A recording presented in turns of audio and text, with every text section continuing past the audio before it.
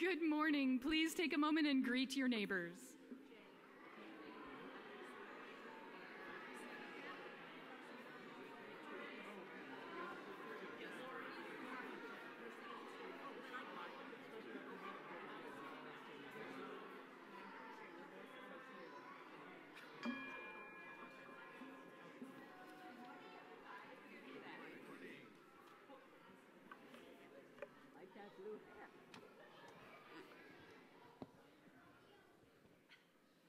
For the gift of this day and for a community of spiritual nurture and compassion, we give thanks.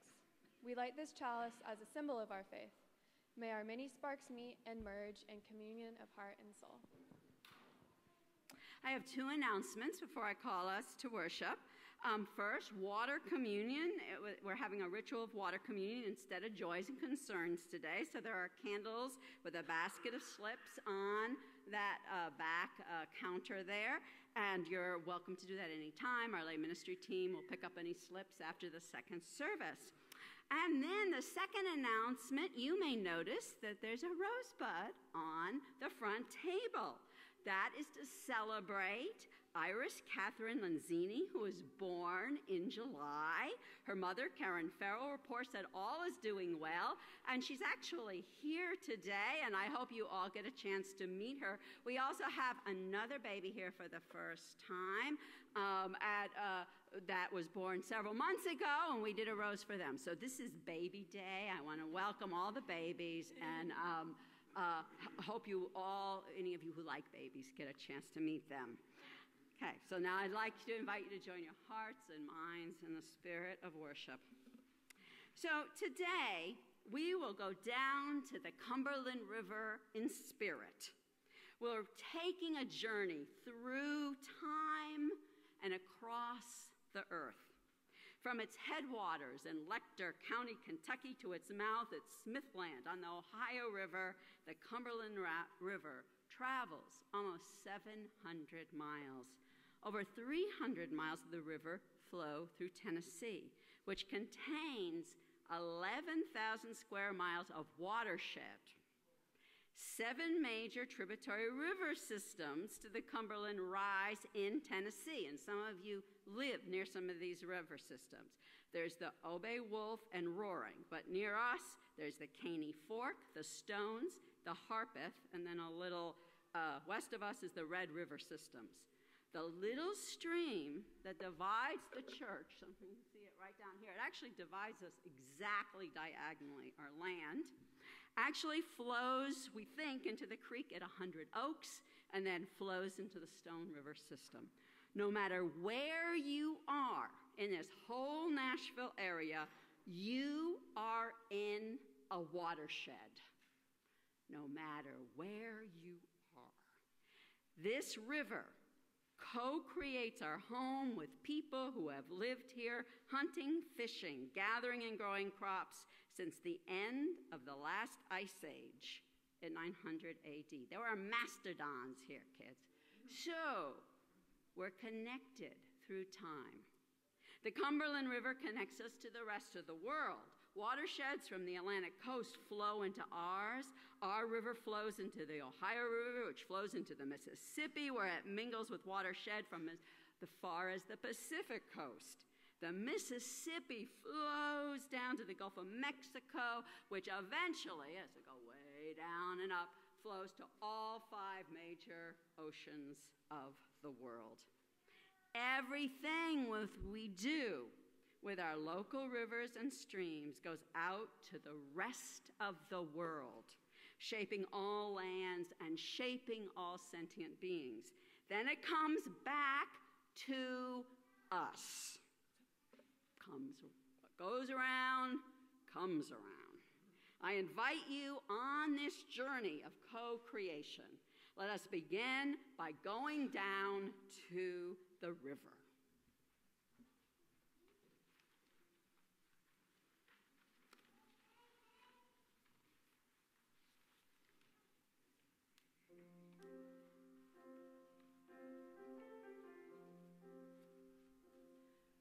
As I went down to the river to pray, studying about that good old way,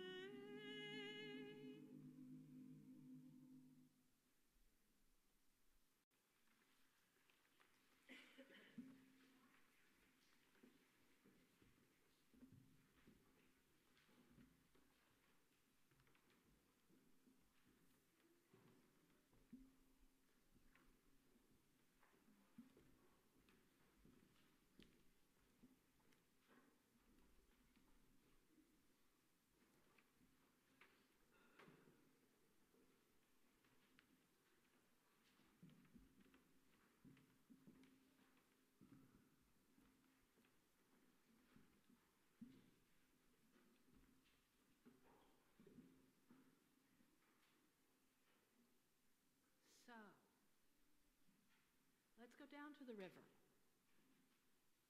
1,000 years ago.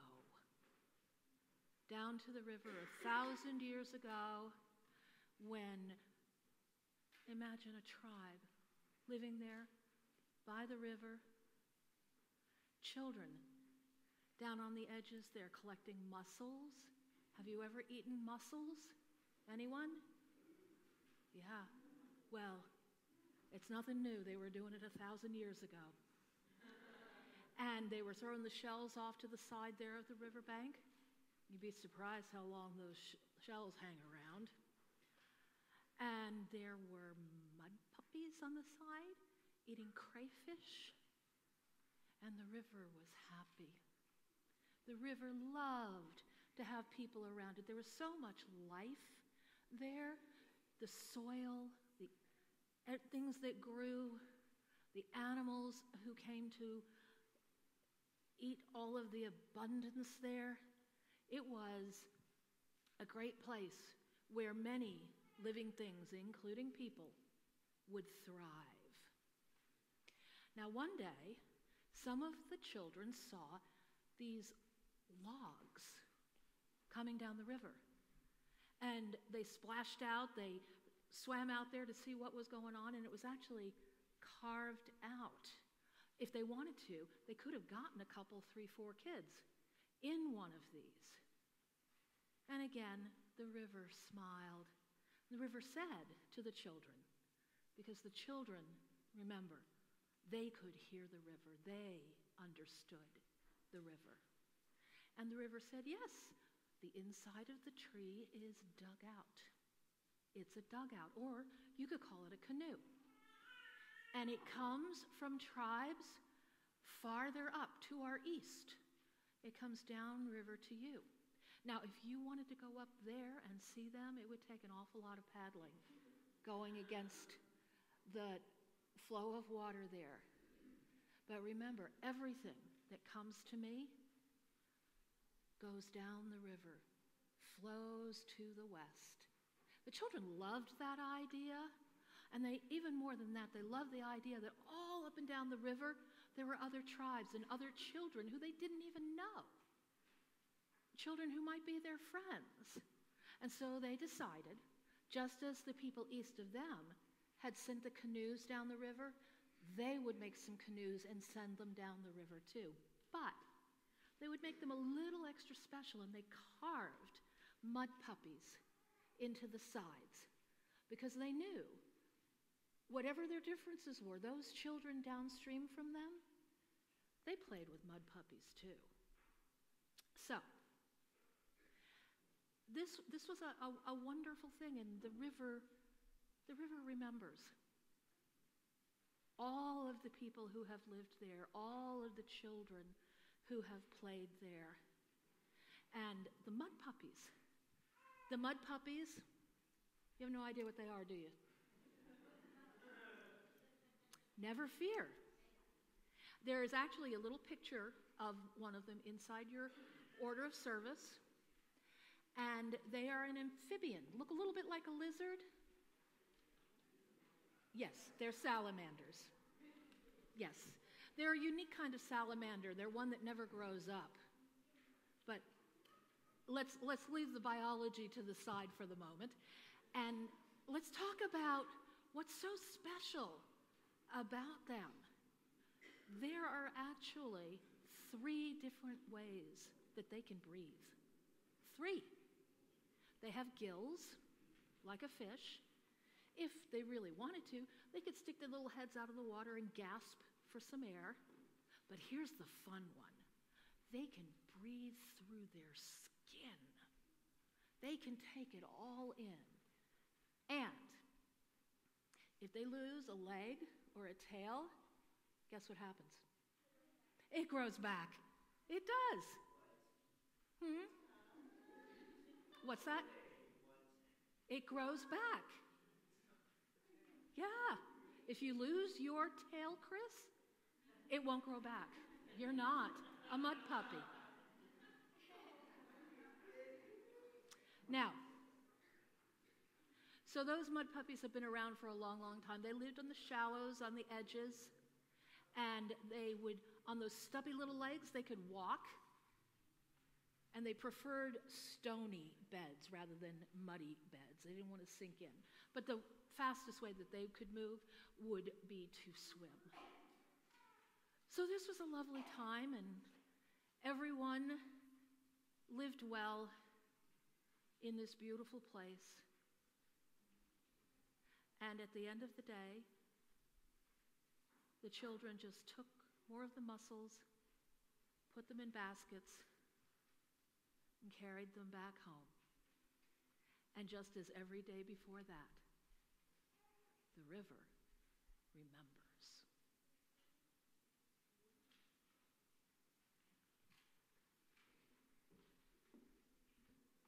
Let's sing the first verse of Dark Brown is the River.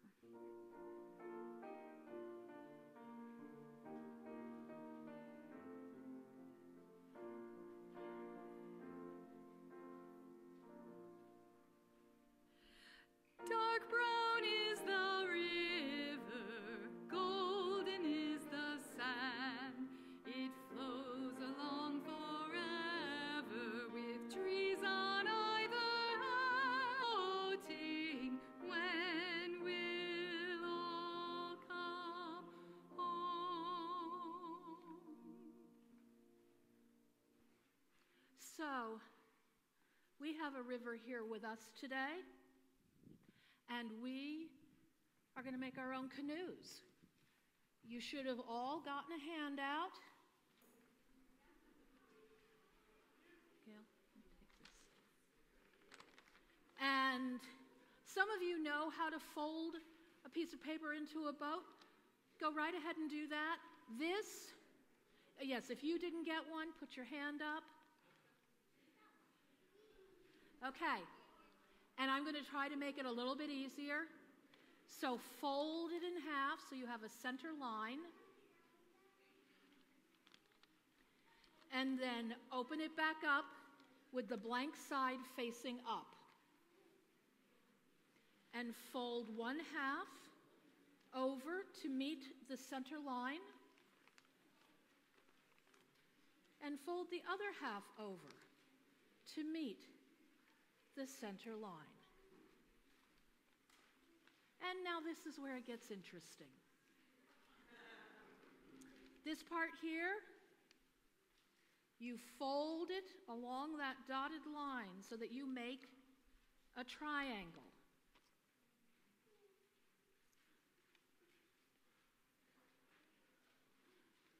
And you do the same thing with the other three corners.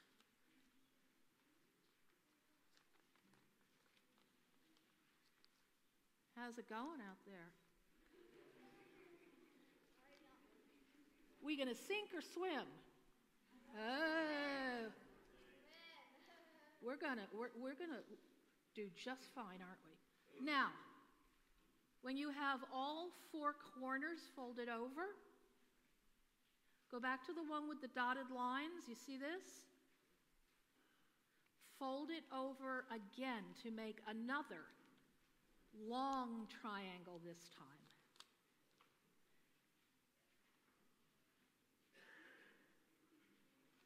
So looks like this.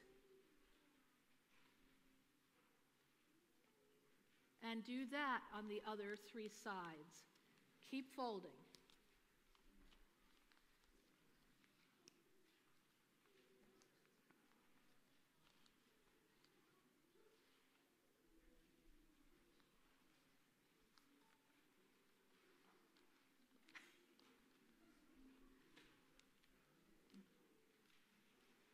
Okay, now,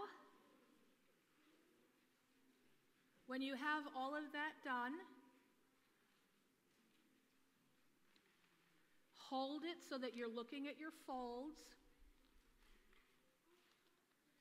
and grab hold like this. And remember, a boat in spirit is as good this morning as a boat in fact. And turn it inside out. What? inside out.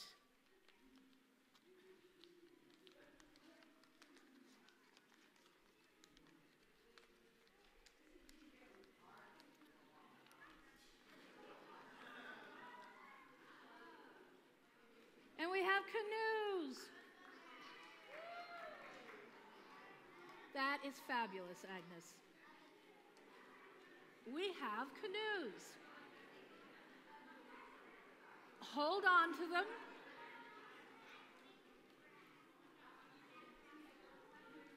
Hold on to them because we will be putting them in our river. Feel free to color them if you wish. You can use them as hats until it's time to put them in the water. And you can color your mud puppy too.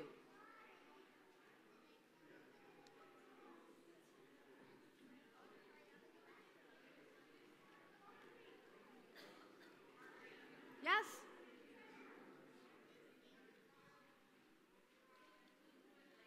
Okay, the river will come to you later.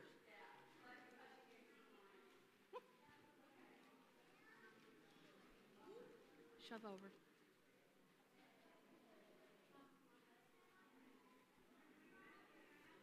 Good morning. My name is Maya Johnson. I am a youth member of this congregation on YouTube and Facebook. Before I continue, let me remind you to silence your cell phones.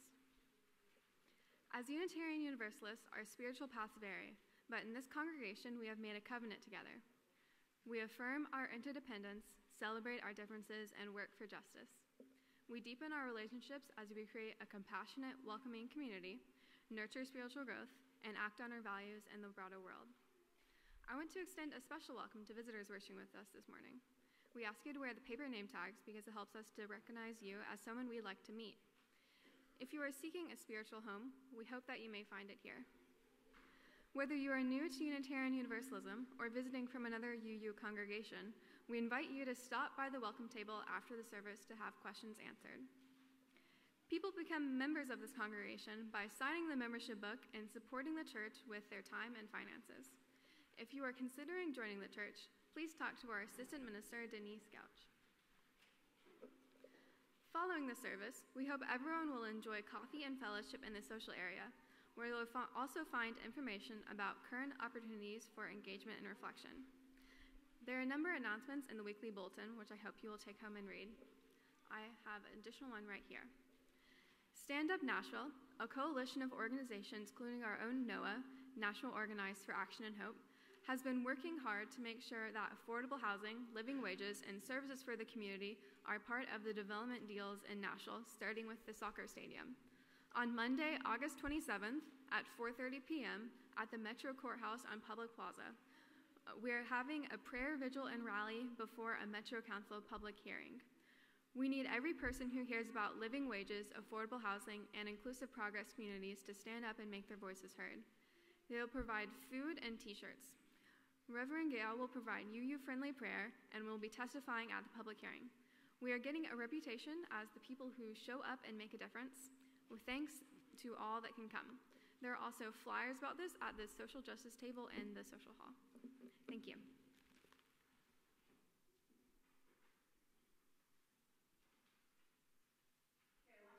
Imagine it's about 700, a little more than 750 years later, same river, but there's different people there. It's now called the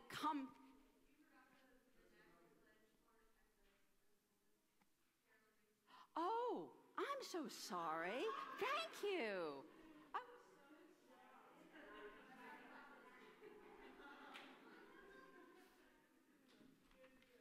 Well, good morning, everybody. Sorry for interrupting the story. I'm Carolyn Reed.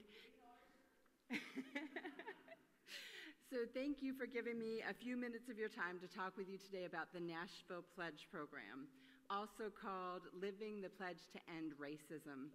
I was so fortunate to participate in the first program this spring, and if you weren't able to participate then, you have another chance. It's being offered again this fall, 2 Saturdays in September, the 15th and 29th. The details and registration information are in the weekly and monthly newsletters and on the FUUN website. I encourage all of you to consider taking part. This program has something to offer to everyone, no matter where you are on your personal journey of understanding racial issues or your commitment to correcting racial injustice in our world. By combining preparatory reading and exercises with large and small discussion groups, the program provides great information and an opportunity to explore these issues, learn from each other, and commit to working toward racial justice for all. I came to the program as someone who has been deeply troubled by the ongoing racism in our society. I grew up in a small town in upstate New York. With an Air Force base in town and only one public high school, the town was fairly diverse and completely integrated. Now, of course, there was racism in town, but I did not experience that with my peer group. And I honestly hoped and thought that maybe my generation was moving past that racism of the past. So then, imagine my surprise when I moved to Nashville for graduate school, and I was having dinner with a friend who all of a sudden made a racist comment. I was just shocked, jaw dropped, shocked. I addressed that friend and asked him to stop making those comments, which he did, but I didn't have the tools to engage in a larger conversation or make any difference in that moment. And then a few years later, a similar situation occurred. This time, I had been invited to a person's house for dinner. This was a friend of a friend. And this gentleman decided to educate me, a Yankee, about what he called the War of Northern Aggression. He tried to explain that the war was about trade routes and economics and not slavery. He tried to justify the actions of the southern states, arguing that they were merely protecting their financial interests. I engaged with this speaker too, but again without any tools except my own outrage and frustration that he would be carrying this attitude in this world today. You can imagine that this conversation devolved into a complete argument with neither of us hearing or understanding the other.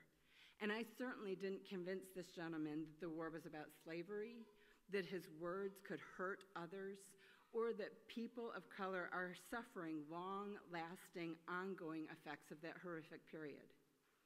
But now I've gone through the Nashville Pledge program, and so I feel far more prepared to address these situations in the future and to have empathy and tools to have effective communications around these sensitive topics. For me, two parts of the program are particularly powerful. First, exercises and information about implicit bias. Those provide a meaningful basis for considering and discussing racial attitudes in ourselves and in others. What do we choose to do when racial thoughts rise in our minds?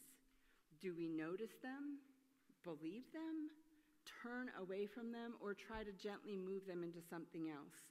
Pervasive bias is so powerful, and acknowledging it can lead to change and motivation to action. The second part of the program that was so powerful was the discussion groups. Both the large and small groups offered great opportunities to discuss what works and what may be less productive, like my prior actions, in addressing racist comments and intolerance in everyday life. Simply talking openly and honestly about these difficult issues was enlightening.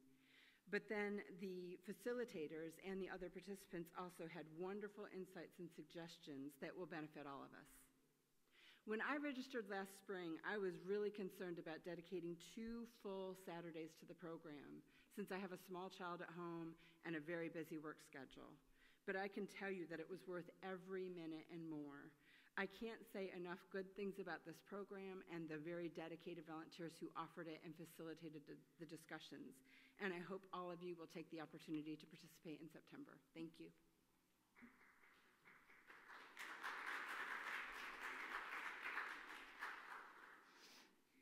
Okay, now we can go to about 1780.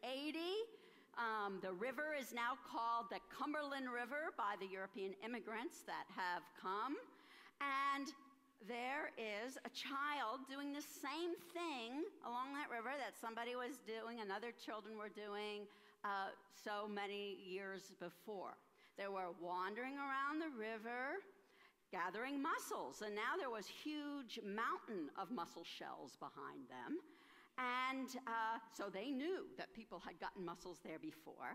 And all around them, people were working hard. There were people clearing land, building buildings, fishing, hunting, just really, and of course, gathering, and they were part of the gatherers.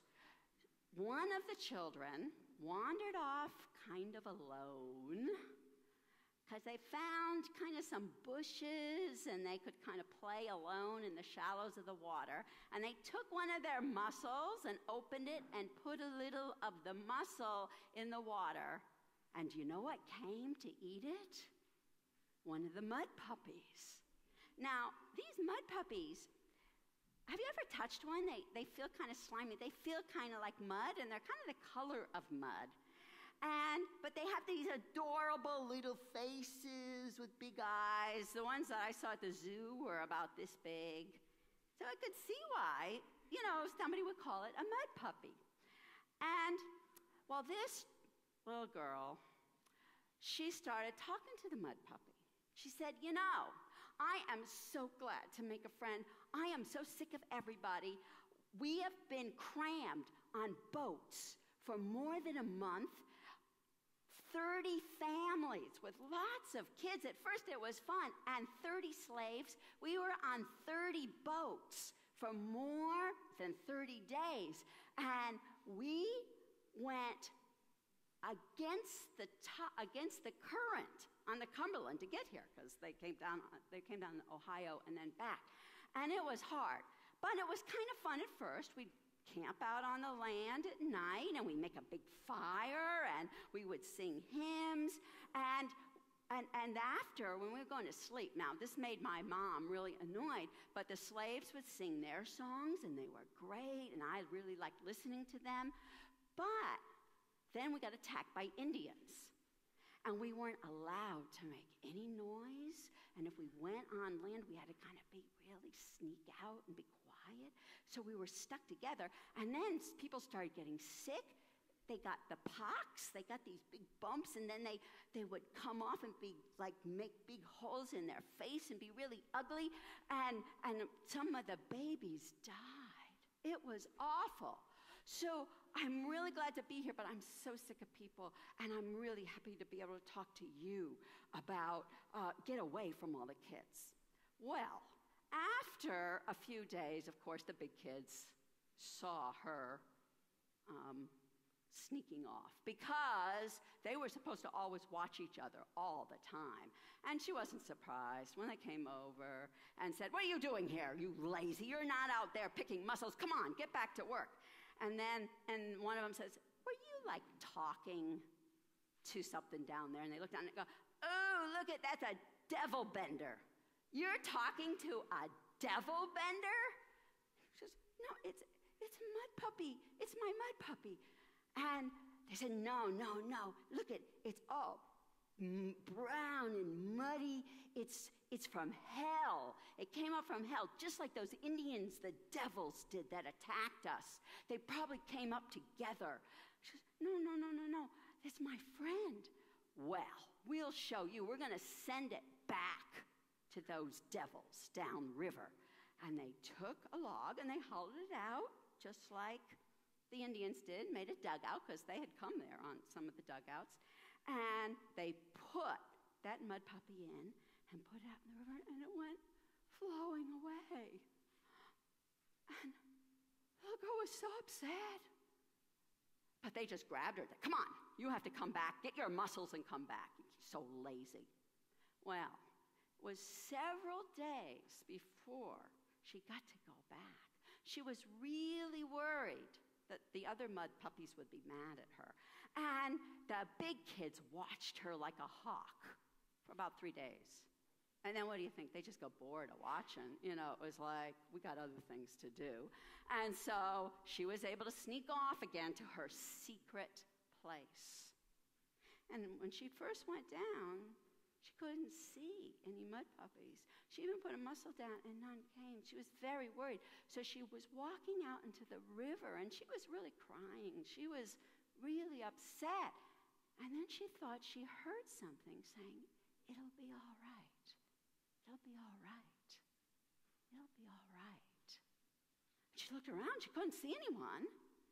She realized the river was talking to her. And the river said, that mud puppy went down the river, and some of the children from the tribes down there found the mud puppy. And they like to play with mud puppies too, so they took it out of the boat and they took care of it. So it's all right. Those children are just like you. Oh, said the little girl, "I'm so relieved it's all right." And the river said, you go back and see if anyone has come to eat that mussel you put there. So she went back to shore, and there were some mud puppies chewing on that meaty mussel. Yum. And she was able to sneak there again, make friends with them again. May it be so. We'll sing the response. Thank you. Let's sing the first verse again of Dark Brown is the River.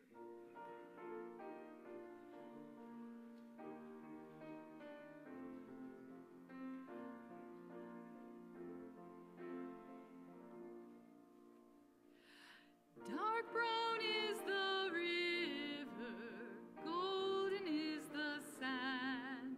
It flows along forever with trees on either hand. Green leaves are floating, castles on the foam. Boats of mine go boating, when will all come home?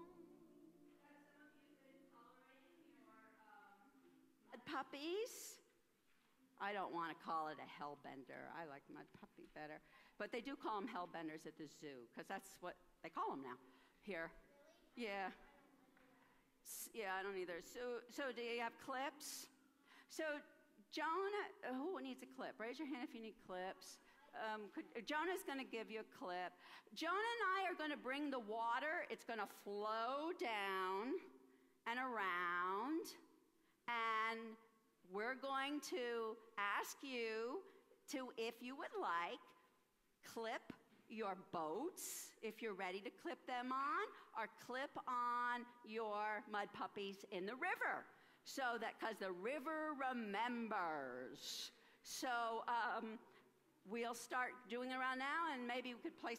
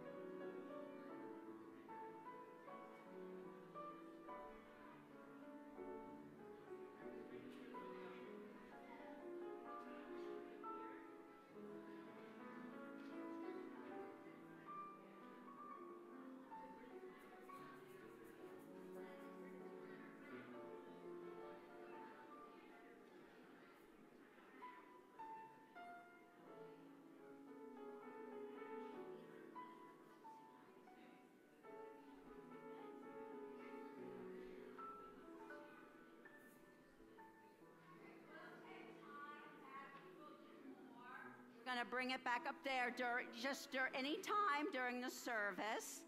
Well, okay, we'll let you two do it. Yeah, you want to help? That's beautiful. Do you want to pin it on? As soon as these three kids pin them on, we'll put them up there, and people can go up any time and put them on. That's beautiful. Anywhere you want, hon. That's good. Okay.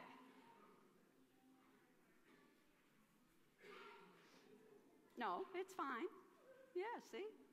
Look at them all. Okay, let's flow back up this way then.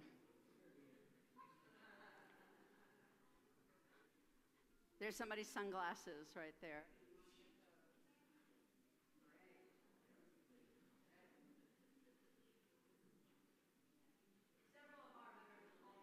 They're always counter current, so this is for them. We're going back counter current. Okay. Okay, so what's next? Whoever's next.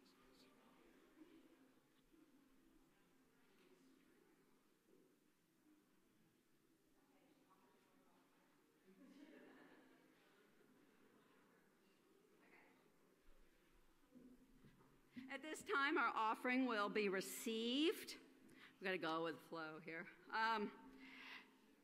So this is the last week that we're collecting for Share the Plate for the Palmer Lecture Series. You can read about it in your order of service. If you want to donate electronically, we have several ways to do that on your mobile device. And I invite you to look at thefund.org/give if you'd like the details of that. And I want to thank you so much for your ongoing generosity.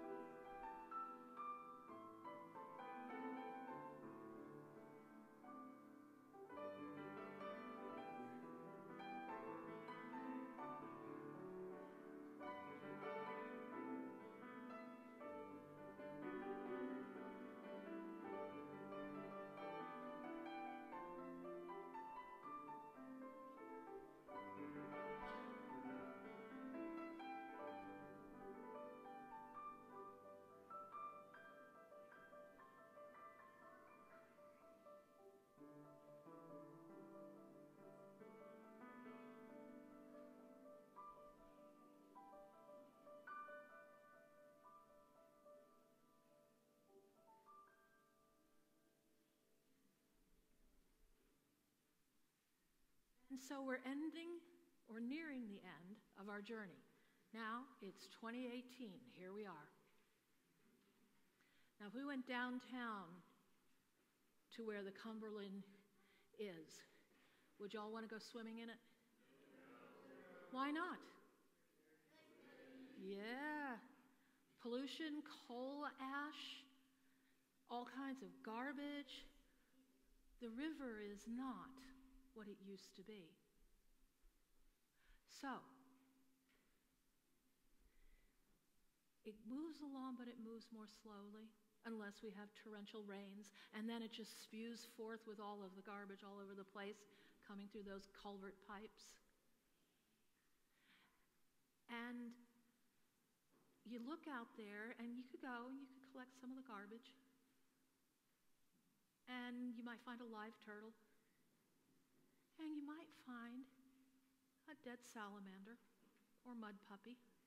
Those ones you colored, it's just like they were lying there on a piece of scrap paper, and we had to go ahead and return them to the river. The turtles were friends, they missed them. The river misses them, misses all the kids who used to play on its banks. Maybe kids could do something different now. What do you think kids could do? Or adults? What could you do to make this better? Kai? Collect the garbage around the river. Yes, or anywhere. But I think if you did it around the river, you might hear it talking to you. It would definitely be smiling. Well, who says that's not its language? Okay. Does Evelyn have her hand raised? No? You're just stretching. Oh, Azra. What's that?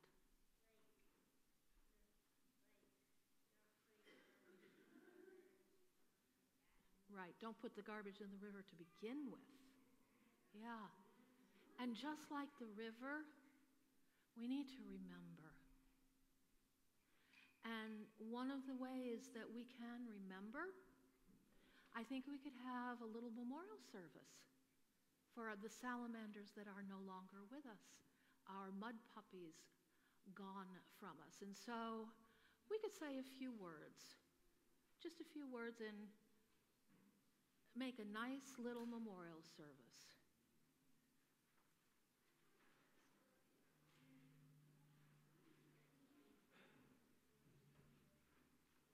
Okay. In the spirit of love and remembrance, we mourn and honor our mud puppy friend. In life, they embodied the oneness of all living things. In death, they bear witness to love beyond the bounds of race, kin, or species. This is a love with which it is tasked upon us to unite, heal, and consecrate. From the stars we have come, from the soil we do spring, to the earth do we return. Ever and always are the ways of life, love, death, and eternity. Let us neither forget nor forsake the riches given to us in lives and loves. Let us rejoice in kinships of the Spirit. Indeed, let us shed tears of remembrance, but let us also give bounteous thanks for all life which blesses us. Amen, and blessed be. And so, the river remembers, and we remember.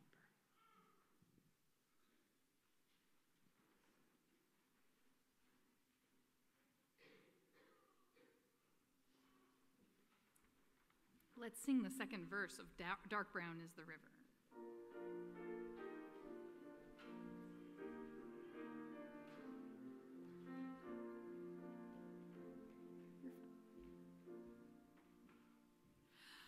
Oh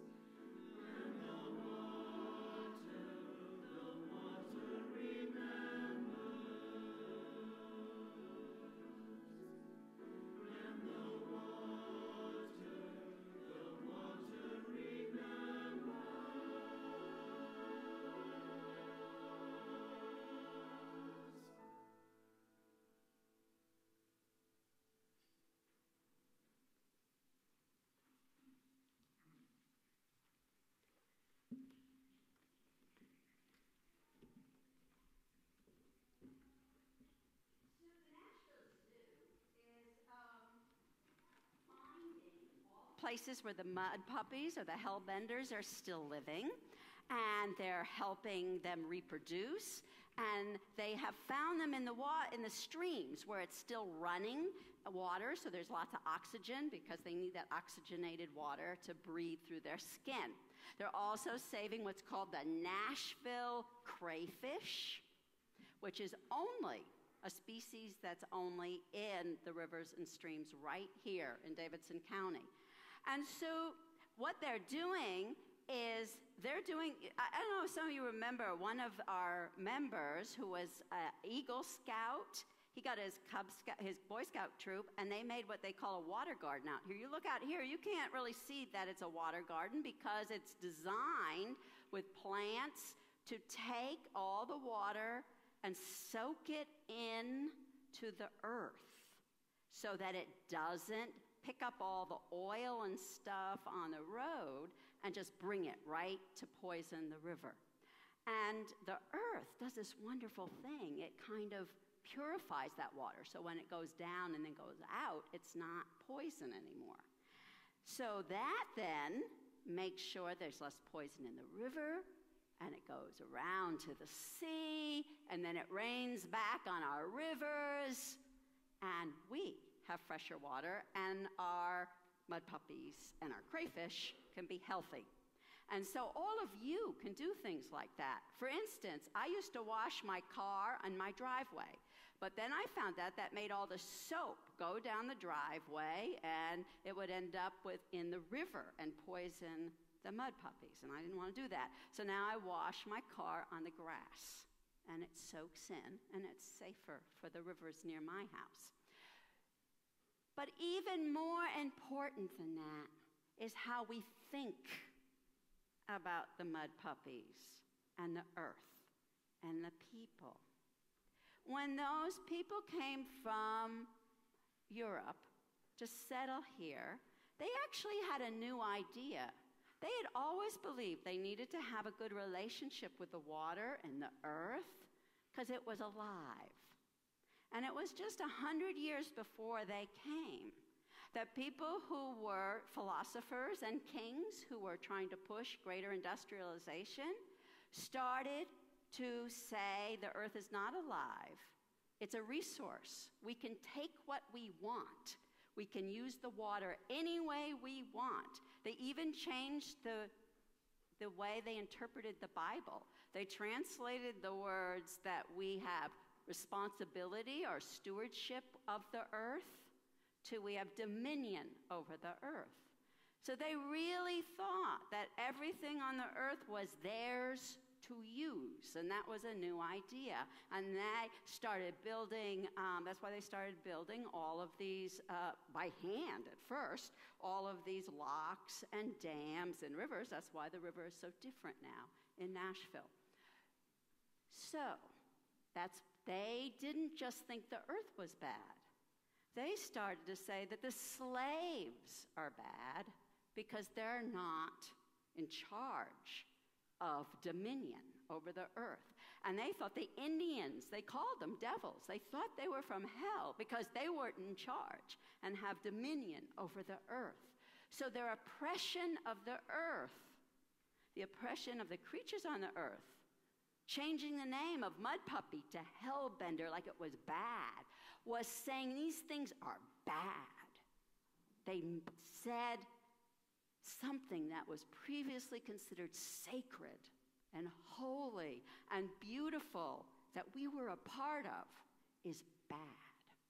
So what we've been trying to do as Unitarian Universalists for years now is not just learn how to treat the earth better and do things like pick up the trash or make sure the trash doesn't go in the river in the first place. We're also celebrating a different relationship with the earth because we know that the water flows on forever and always comes back to us. So we might as well have a good relationship with it, and we will all thrive together. So we celebrate water communion every year to celebrate that connection that we have.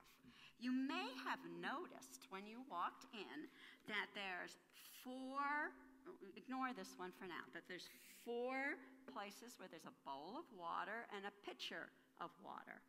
2 in the back, 1 here and 1 there. We're going to invite any of you to go forward and pour some water in that bowl. I know some of you didn't bring water, so that's why there's in the pitcher. Just put in a little bit. And you can name some water that's important to you. You might say, be thinking of, like, right down my house at the bottom of the hill is the Mill River. And I might say, you know, the Mill River if I'm pouring some in.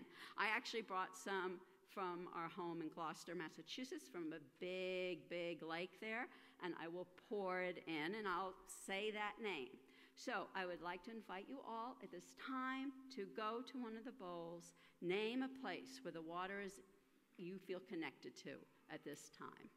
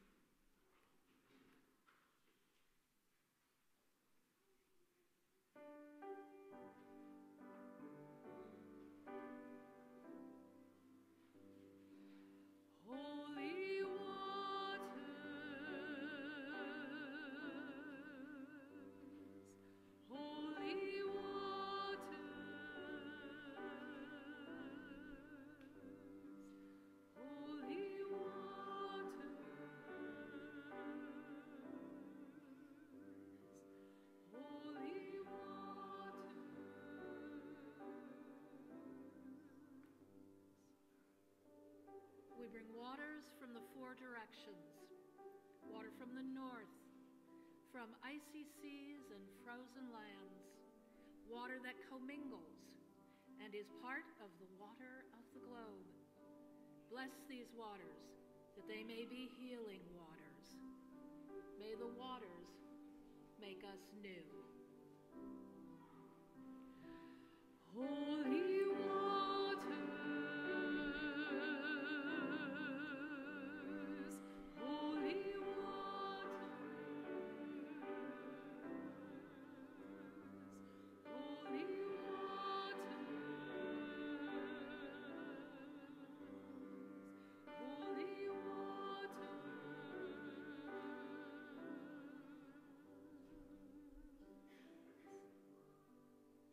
We bring waters from the four directions. Water from the south, from summer showers and warm lagoons. Water that commingles and is part of the water of the globe. Bless these waters, that they may bring us back to ourselves. May the waters make us whole.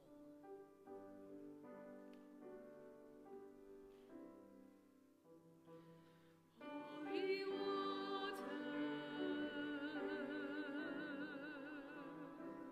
holy waters,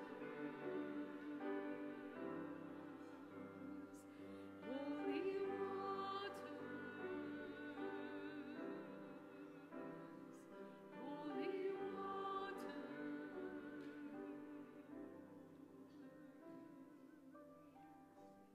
We bring waters from the four directions.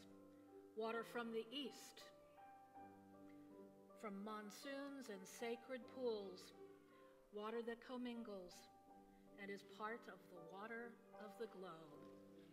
Bless these waters, that they may quench our thirst now and evermore. May the waters make us free. Holy waters, holy waters, holy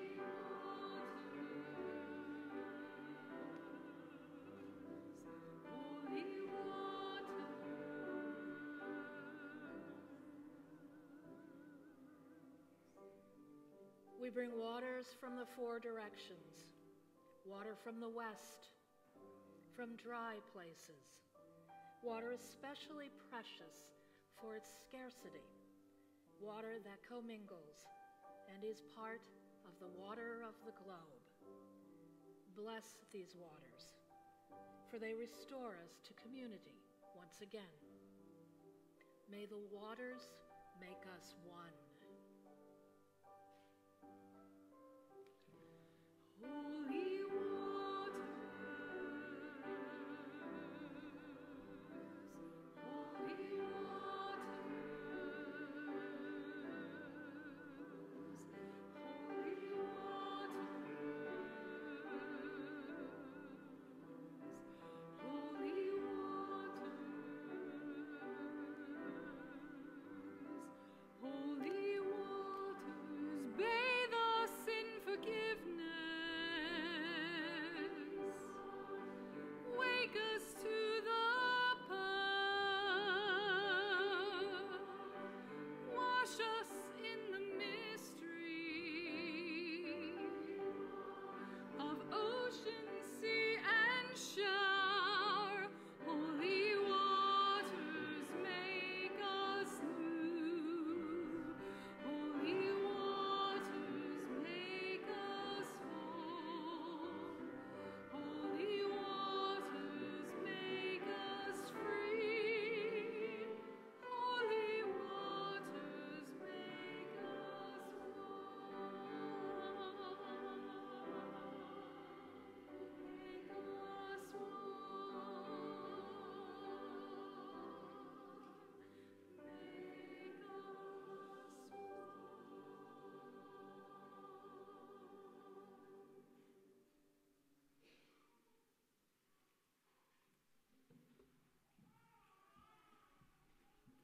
I'd like to invite you all to join us, if you are able, out in the columbarium, where we will return some of these waters to those who have gone before us and lie beneath the soil.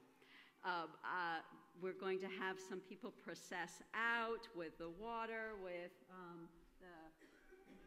the chalice. And we will have on our microphones, if you would rather listen to what we say as we read the names of everyone who is interred in the columbarium. If you'd rather sit in here and listen, you're invited to do so. But we welcome anyone to come out and join us. Thank you.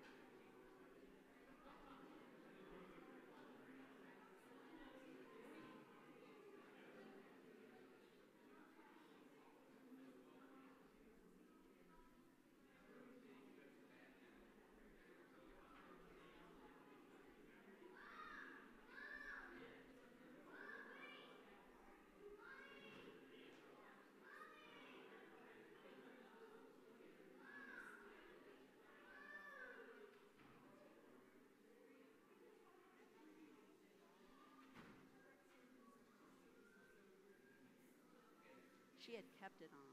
Yeah, that's okay.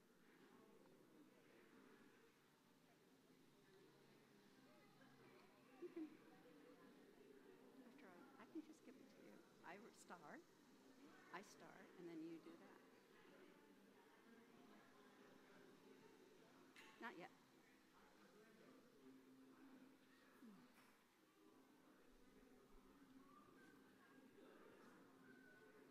Yeah, this is the last part. You've been very patient. Okay, I'm just gonna, all right. This water gathered from the four corners of the earth, mingled together as a sign of this beloved community's annual celebration of our communion with one another, has been transformed into our own holy water. We use this water to remind us that we are connected by our common bonds, for we all come from water, we all live in the water, we go back to the water and turn the world around. So first, I will save some of this water for the sacred times we celebrate that we come from the water when we are born. I'll save it in a vase in which we will place the roses that we use during child dedications in the year ahead. May this water reconnect us to the waters from which we come.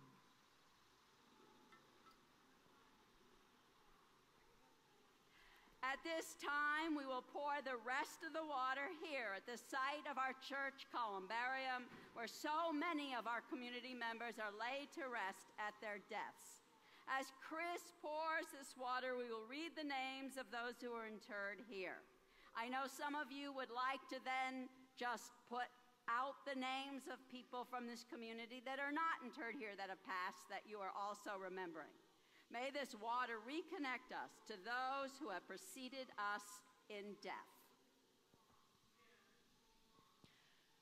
Gustav Dobrin, Douglas George Polk, Sophie Dobrin, Sidney Paul Kolowick, Charles Alden Dana, W. Herbert Hollingsworth, Mary Lillian H. Ebbets, Pauline Cohen Berger, Ian Gregory Smith, Julia M. Barnes, Michael Tatarin, and William Griffin.